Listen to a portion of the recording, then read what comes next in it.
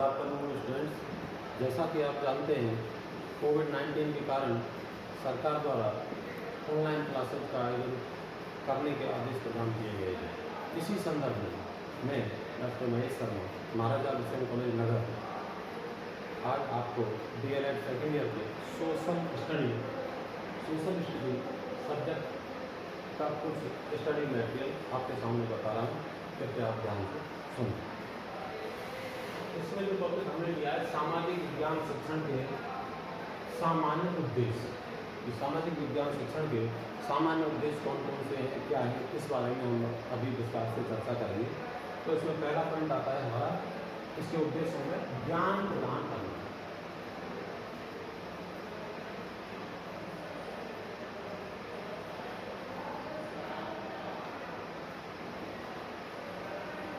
सामाजिक विज्ञान शिक्षण के उद्देश्यों में पहला उद्देश्य हमारा है ज्ञान प्रदान करना। इसके अंतर्गत हम छात्रों को सामाजिक विज्ञान शिक्षण में जैसे हिस्ट्री है, ज्योग्राफी है, सिविक्स है, इकोनॉमिक्स है, इन सभी का सम्मिलित अध्ययन करते हैं। तो इन सभी का सम्मिलित अध्ययन सामाजिक विज्ञान शिक्षण का सामान्य उद्देश्य होता है, जिससे बच्चों को नई नई जानकारियाँ देना, उनको ज्ञान प्रदान करना इसमें समाहित किया जाता है। दूसरा हमारा है सामाजिकता का विकास है।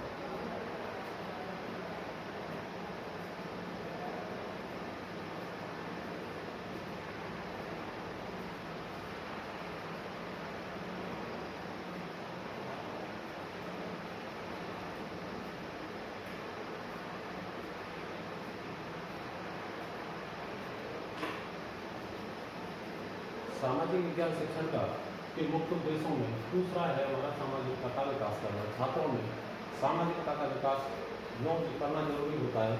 मानव या छात्र कोई हो वो सामाजिक प्राणी है। समाज में किस प्रकार से उसको रहना है, कैसा व्यवहार करना है, एक अच्छा नागरिक बनने के लिए उसे क्या क्या चीज़ें फॉलो करनी है, ये सभी ज्ञान इसके अंतर्गत दिया जाता है। तीसरा है इसका मानव विकास का अध्ययन।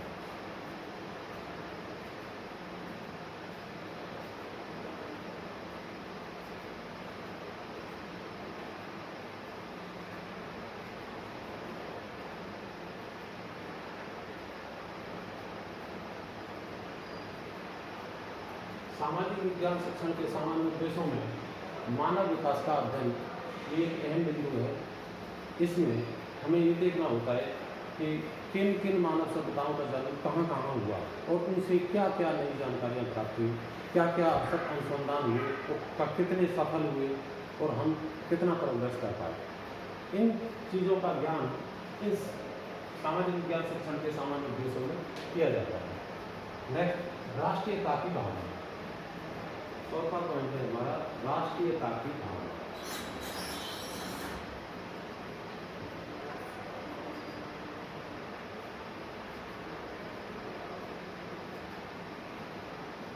सामाजिक विज्ञान शिक्षण के सामान्य उद्देश्यों में एक उद्देश्य ये भी है कि राष्ट्रीयता की भावना। राष्ट्रीयता की भावना हमें मानव में या छात्रों में जागरूक करनी है। कोई भी मानव या कोई भी छात्र अपने राष्ट्र के प्रति समर्पित होना चाहिए, उसमें राष्ट्रीय भावना का विकास होना चाहिए, राष्ट्र के प्रति प्रेम सभी में होना चाहिए। इन चीज़ों की जानकारी इसके अंतर्गत हमें मिलती है। नेक्स्ट है आपका चित्र मानचित्र एवं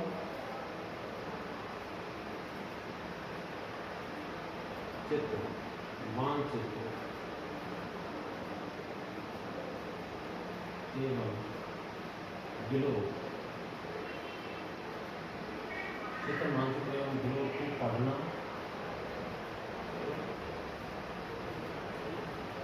व समझना। सामाजिक विज्ञान शिक्षण के अंतर्गत इसके उद्देश्यों में चित्र और मानचित्र हमें छात्रों को ये भी जानकारी देनी है कि चित्र और मानचित्र इन दोनों में क्या अंतर है। जैसे कि चित्र बिना किसी आकार के आकृति के कैसा भी बनाया जा सकता है, लेकिन मानचित्र ऐसा नहीं बनाया जा सकता। किसी भी मानचित्र को बनाने के लिए कोई भी मापक हमें लेना होता है। बिना मापक के मानचित्र बनता ही नहीं है। मानचित्र का आधार मापक होता है। जैसे हमें किसी प्लॉट का छोटा रूप ले लीजिए, किसी प्लॉट का नक्शा बनाना है, नक्शा बनाते हैं और मानचित्र में हमेशा उत्तर दिशा ऊपर की तरफ होती है। उसमें यदि नीचे मापक लिखा हुआ है तो कोई भी व्यक्ति उस मापक के अनुसार उसका क्षेत्रफल या कोई भी भुजा की लंबाई चौड़ाई आसानी से बता सकता है, जबकि ऐसा चित्र में नहीं होता। चित्र को मान लीजिए कोई चित्र हमने बना दिया, कृष्ण भगवान का एक छोटा चित्र बना दिया, एक बड़ा चित्र बना दिया, किसी बच्चे से पूछा क्या है, तुरंत बता देगा कृष्ण भगवान का चित्र है, क्यों उसने देखा है भाई ये चित्र है।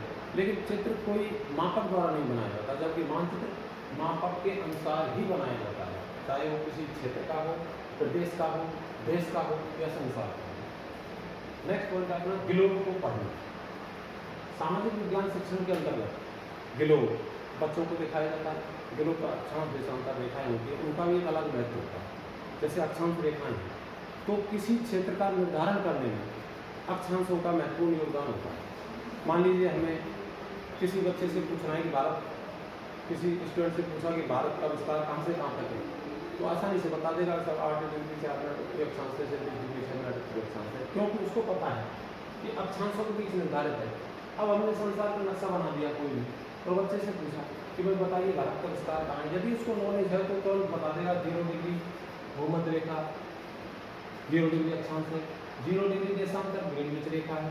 भारत का विस्तार उत्तरी गोलार्ध में है 8 डिग्री, तो किस जगह बता देंगे कि भाई यहाँ है। दूसरा देशांतर, देशांतरों का भी अलग महत्व होता है। देशांतरों से हमें समय की जानकारी होती है। जैसे भारत में इस समय मान लीजिए 12 बजे हैं दोपहर के, और हम किसी से पूछेंगे इंग्लैंड में या अमेरिका में क्या समय होगा, तो जिसको जानकारी है देशांतरों से खुला करके वो बता देगा कि साहब वहाँ रात्रि के 12 बजे होंगे, क्योंकि एक देशांतर पर 4 मिनट का अंतर होता है, उस हिसाब से समय निकाल लिया जाता है। और प्रत्येक देश की एक प्रमाणित समय रेखा होती है जिसको मानक समय रेखा कहते हैं। जैसे भारत की 10.5 डिग्री पूरे देशांतर है। नेक्स्ट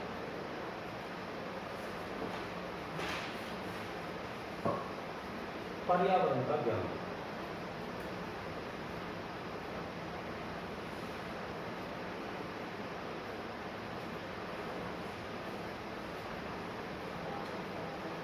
सामाजिक विज्ञान शिक्षण के सामान्य उद्देश्यों में पर्यावरण का ज्ञान भी अति आवश्यक उद्देश्य है। इसके अंतर्गत छात्रों को पर्यावरण का ज्ञान कैसे कराया जाए, पर्यावरण को कैसे संरक्षित रखा जाए और ये रखना क्यों आवश्यक है। पर्यावरण संरक्षण नहीं होगा तो हम भी जीवित नहीं रह पाएंगे, इसलिए पर्यावरण का ज्ञान छात्रों को कराना जरूरी होता है।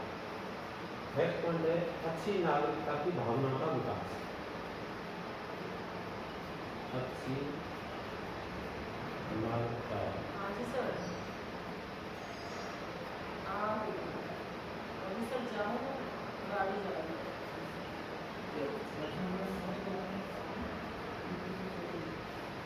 अच्छी नागरिकता की भावना का विकास। सामाजिक विज्ञान शिक्षण के सामान्य उद्देश्यों में अच्छी नागरिकता की भावना का विकास करना भी एक मुख्य उद्देश्य है। हमें सभी नागरिकों में राष्ट्र प्रेम, देश प्रेम इस भावना को जागृत करना है। यदि राष्ट्रीय भावना का विकास नहीं होगा तो एक अच्छा नागरिक नहीं बन पाएगा। नेक्स्ट पॉइंट है समन्वय करना।